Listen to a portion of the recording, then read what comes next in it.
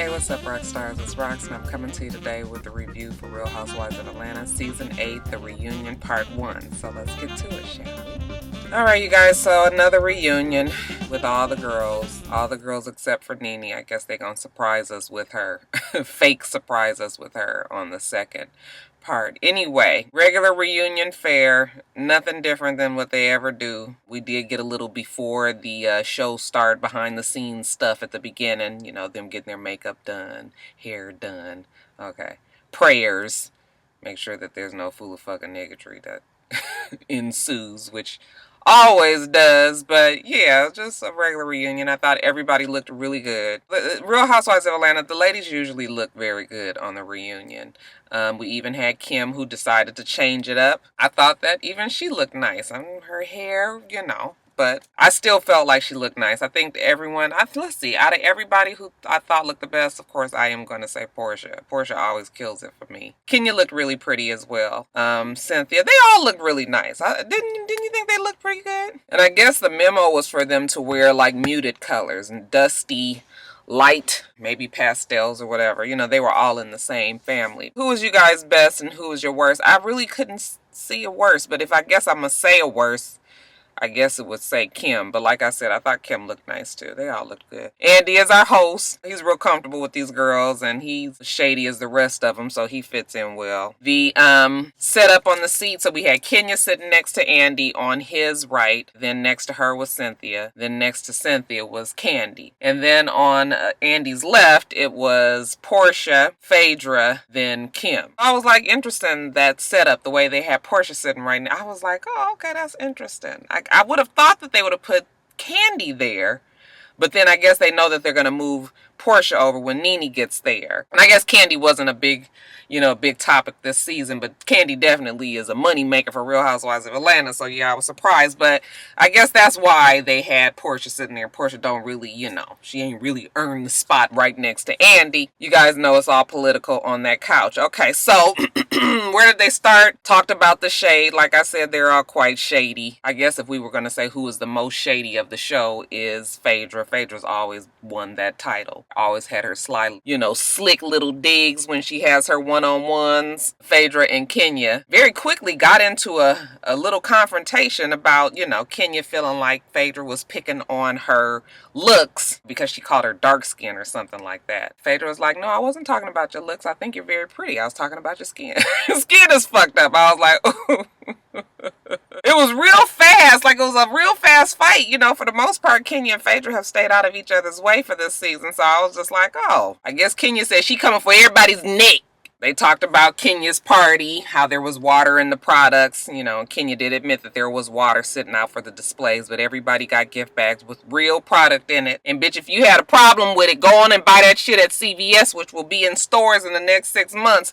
Then you can see if the shit is full of water. How about that? Then they talked about Candy's new baby, Ace Wells Tucker. Nothing with that. Todd came out, talked about how stressful it was to get the restaurant going. Cynthia was right. Wait till you guys get that shit off the ground. Todd done moved his ass out to New York and let Candy stay down here and be like, you run that damn shit, just like Cynthia and Peter. Then we moved on to She by Sheree, Slay by Sheree. Sheree looked really good as well. Sheree has done very well this season, looking good, okay? But Sheree has always looked good. To me, I think she's always represented herself well. I asked her how it was being back, and she said that it was good. It was good being back, to reconnect with some girls, to meet the new girls. Oh, speaking of meeting the new girls, how did you feel your first impression of Kenya was? How did that go? And she was just like, well, didn't really think she would come for me the way she did. We remember how Sheree and Kenya got into it right away, and it was just like, huh? Yeah, Kenya did kind of come for her. And I think she realized that she was coming on a little too strong, because she backed off immediately. Maybe because she got sidetracked with Kim. Decided that would be a bigger name to get into it with. Got to ensure the storyline, right? Even though she got into it with Sheree, quickly apologized that they moved on. And then, of course, the ongoing joke was Chateau by Sheree and More Mansion, and which one... No, not More Mansion. Manor. More Manor. And Manor, whatever. was more manner. And, they had that bet going that one of them would be in before Christmas. Neither one of them are in it yet. They said they'll talk about that. I guess we'll get more into that as the reunion goes. Then we moved on to Kim. Kim, how did you feel about your first season here? Dealing with the girls and all of the bullshit that comes with it. They asked her if they thought she was a fit for the show. And she said, she doesn't know if she is an exact fit for the show, but she definitely was entertained. It was an interesting season for her. I guess they popped that bitch cherry on Kim, honey, because, she came in one way and she's just a little bit different. She didn't lose herself in the show, though. Definitely didn't do that. But she is not the Kim that came on, episode 1, season 8. They asked the girls what they thought about, whether or not she's a good fit. So let's go down the list, okay? Kenya says she wasn't because she's condescending and she talks down to all the girls. I guess that's the same thing, right? Candy says she doesn't like to confront people and this group of girls are very confrontational. Phaedra said she doesn't really involve herself. She likes to separate herself from the group. Portia said that she is quite judgeful. She's judgy. Cynthia said that it's not that she's really judgy. She's just uncomfortable. She's not really comfortable with the way that these girls work. So, Kim says no. All of that, you guys say.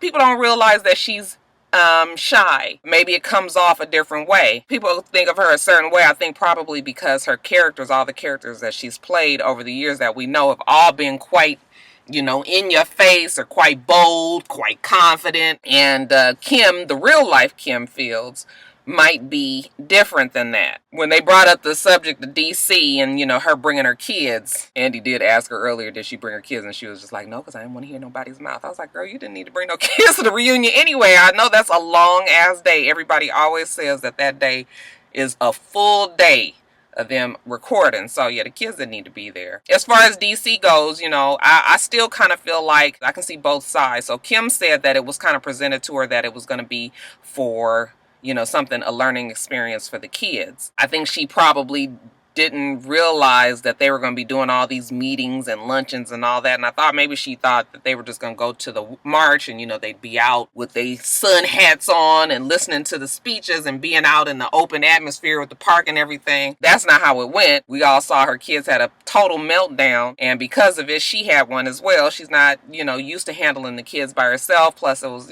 pretty heavy topic. Sheree was really quite vocal. Like, why would you bring the kids? And why didn't you have a babysitter? And, kind of pinning her to the walls like, Sheree, okay.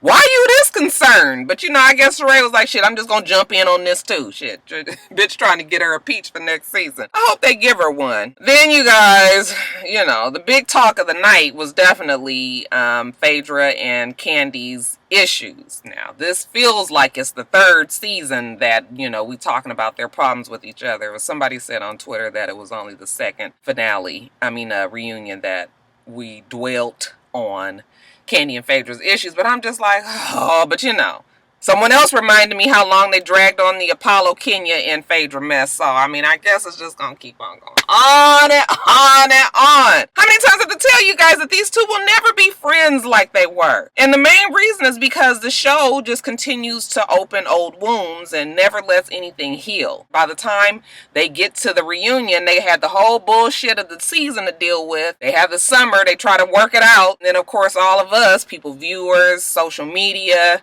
okay, and even the show, they remind each other, they remind them of all of the drama and the problems that they have, and they just can never get over it. So like Candy said, she was just like, we just like, we really want to be friends, but we don't know like how to do it. They can't figure out how to bridge the gap. And it's unfortunate, but as long as the show is on, I feel like I don't think that they will be friends. Not like that. Andy asked Candy if there were any things during the show that pissed her off, and she was just like, what? Lots of things. First of all, I don't give my husband an allowance, so don't come for my husband in that way. I'm very protective, obviously. Candy then goes on to say that Phaedra and her, she felt like they were real friends, not just TV friends, and, that Phaedra hit under the belt when she would do her shady thing. She would say shit that Candy, being her friend, if the roles were reversed, Candy wouldn't say certain things about Phaedra because they had a real friendship there, and it's not just for a cute soundbite or to get the title of Shade Queen or whatever. When Andy asked Phaedra, did she feel like she hit below the belt? She said no, she didn't feel like she did. But she did. She did it plenty of times. We all pointed out how she said some old foul ass shit about Kandi and Todd. Whether or not it's true, if you consider yourself to be a friend that's trying to correct a problem or trying to mend a relationship, you know, some of the shit that she said, she just should not have said. And definitely, I could see how that would rub Kandi the wrong way. Then, of course, like I said, they asked people to write in letters and people ask them questions. Why are you letting her visit you in the hospital? Why are you doing this? Why are you doing that?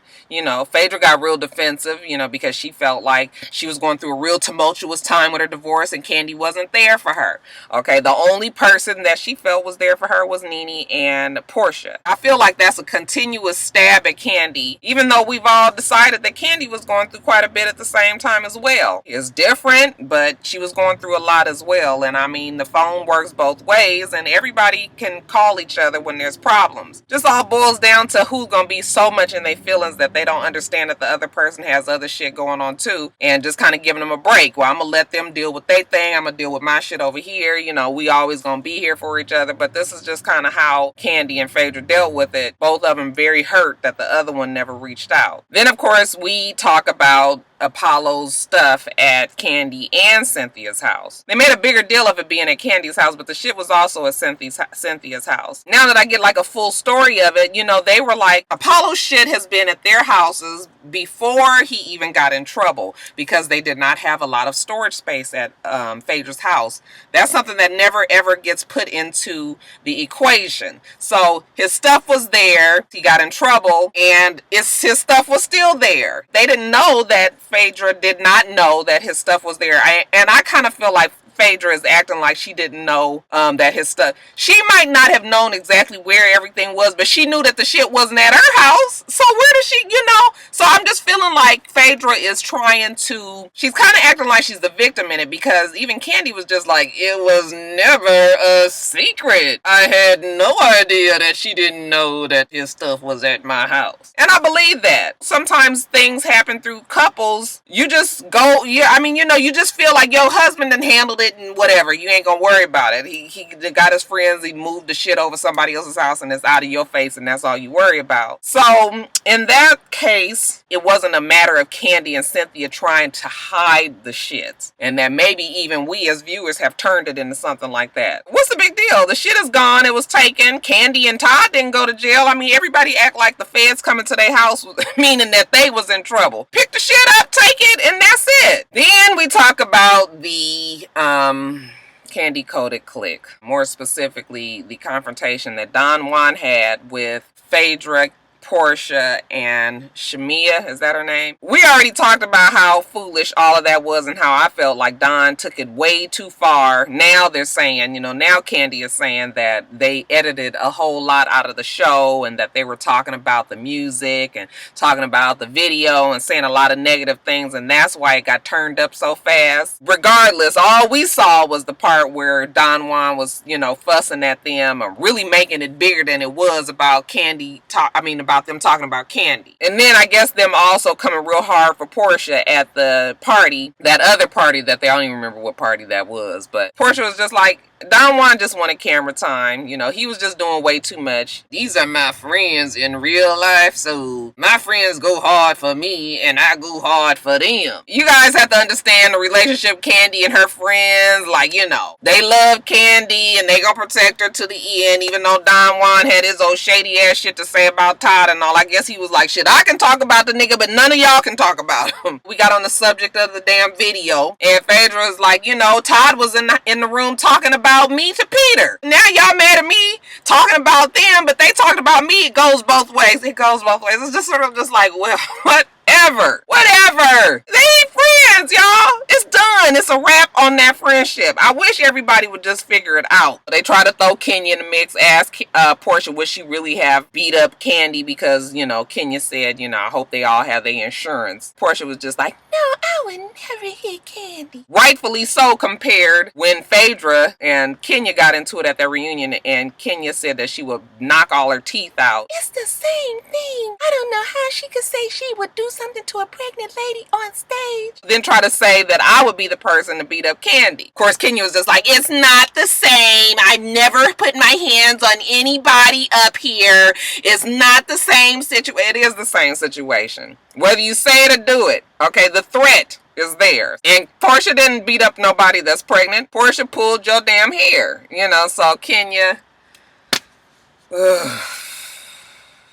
she was special last night, wasn't she? Then we get back to Kenya and Kim. Andy said, you know, Kim, what did you think about acting, you know, Kenya's acting and all that? And Kim was just like, I said from the very beginning that she, you know, her show had potential. You know, she's a pretty girl. She was able to go places comedically that a lot of pretty women won't do. And I felt like it had the potential. We could have worked out something, but you know, immediately we started off on a bad foot and we ain't never been able to gain our steps. So there's no sense in us trying to work it out when we don't even like each other. Kenya starts up with the comparing of the careers and, you know, says that she's had a career that spanned 30 years as well. You know, she's not trying to say that Kim is better than her. She's not trying to say that she's better than Kim.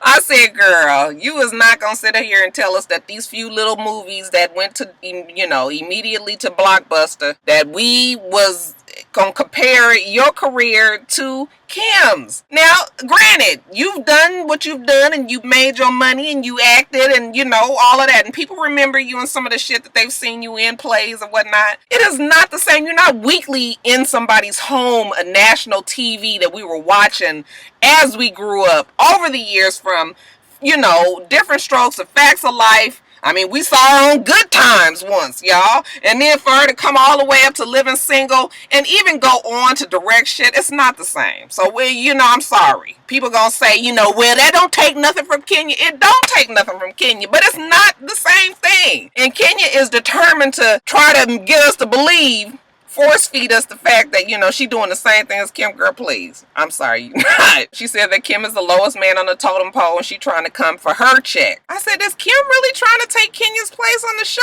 Did anybody else get that impression? You know, Portia was just like, we paying her? Because if somebody was supposed to be paying somebody, didn't nobody even tell me that we were supposed to be doing that. I was just like, what is she talking about? She coming for my check. I mean, I took that to believe that she felt like Kim was trying to take the top spot on the show. And I'm thinking to myself, like, Kenya, bitch, you not even a top spot on the show once Nene brings her ass back. And she will be back next season, bitch. Then they asked her about the confrontation that Kenya had with Kim and Cynthia out in Jamaica. They said again that that's the kind of shit that starts, you know, bitches getting their ass beat. It's just the whole fact of you being in somebody's personal space. When Andy was just like, it's the same way that you did at the reunion. It was sort of the same with you and Kim. And, you know, Kenya, of course, I don't see it that way. She don't never see it that way, and it's her fault. But she did say, well, I did, you know, apologize to Cynthia, because Cynthia said I told her on and off camera that she was out of line for doing that. I don't know if we really saw her say it at the time. And Cynthia said she didn't say it at the time on camera because she felt like Kim was handling it well.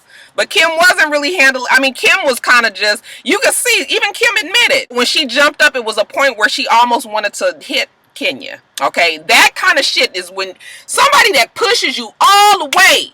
Okay, everybody has their breaking point, like Kenya said. You know that. You push Kim all the way there because what you wanted her to do was to do something to you. So then you could cry all next season about what she did and how she's violent and how she... Okay? And Kim had to bring it back. Like, wait a minute now. Girl, you can't go there like this. But Kenya was trying to take it there. Even Portia was just like, why would you push somebody to that point? It wasn't even that serious. What it all boils down to is personal space. Like Cynthia said. You be all up in a bitch face and I gotta kick you in the pussy. And that's true. Everybody needs to learn how to stay out of each other's faces. Yes, we don't condone violence, but bitch, if you gonna be up in my face and with all the yap, you best expect that there might be a physical reaction. Just because you can control yourself don't mean the person that you trying to, you know, take there, antagonize, is not going to react. They ain't gonna react the way you want them to. Bitch, we might fuck your ass up. People need to learn that you can't control the outcome of shit when it's another person involved. You always got the other factor of how they gonna react. Again, we start up on the Kim is being condescending. She puts down the group. At one time when she was just like, I'm Kim Fields. Bitch, what the fuck? I'm out here fighting with you. And I think she had every right to say that. Half of them, we didn't even know who the fuck they were until they got on this show. With the exception of Candy, Kenya, Okay, but we didn't know Cynthia as a whole. We didn't know Cynthia. We didn't know Sheree. We definitely didn't know Nene or Kim. Didn't know Phaedra. So yeah, she had the right to fucking say I'm Kim Fields. Kenya took that as her putting the group down. Candy was just like, well, yes, I kind of felt like it was a cocky moment, but you know, sometimes I wish she would just boss up and just say certain things. So when she was just like, I'm Kim Fields, I was like, all right, well, go ahead then, Kim Fields. So you take shit in context. Kim said that because she had to remember all of the shit that she's accomplished. Me being Kim Fields and up here fighting with some old unknown bitches other than for this show, just for a few minutes of camera time, like, no, I don't need to go there. So Kenya, again, she's trying to wrap it up and make it seem like Kim was a certain way. I mean, definitely Kim has her ways. I have said the whole time that I don't want her to be on the show. I don't feel like she's a good fit for the show either. I feel like Kim has done some changing, and I think that if she comes back next season, which I'm pretty sure that she will be different. I knew that this show was going to change her. I told you guys that at the beginning. Still very sweet, but she ain't going to be quite the Kim that, you know, allowed everybody to run her ass over. But it's a learning curve. You know, once you come on these reality shows, you got to learn real fast, and bitch, you can't be, you know, just regular old Kim on the street. You got to get with the rest of them. So that's it, you guys. That is it. They got to arguing. I thought it was really funny when, you know, Kim tried to shut Kenya up. Okay, just like, don't say another word, because Kenya does interrupt all the time and talks over people. Kim was just like, you don't get to do that. And when she kept on doing it, she was just like, say another thing. And Sheree was just like, oh, what else? What's gonna happen? Because bitch, I want to see it too. I was cracking up. Kenya, what's gonna happen, Kim? I'm saying another word. What now? Oh, I wanted somebody to bust Kenya's ass in her fucking nose. I like Kenya for the entertainment that she can be on the show, but the bitch is a bitch. Okay, a bitch. It's just hard. She takes a lot out of you. I guess because the season was so boring, they have to bring it in the reunion, and I guess for part 1, they brought it, don't you think? Alright, you guys, so that's it. Still got to do Potomac. Make sure that you rate, comment, and subscribe to the channel. I'm itsrox. The channel is for itsrox. Everything else I do will be in the bottom bar. Alright. So I hope that you have a wonderful, wonderful rest of your day, and I plan on doing the same. Till next time, Roxstars. Bye.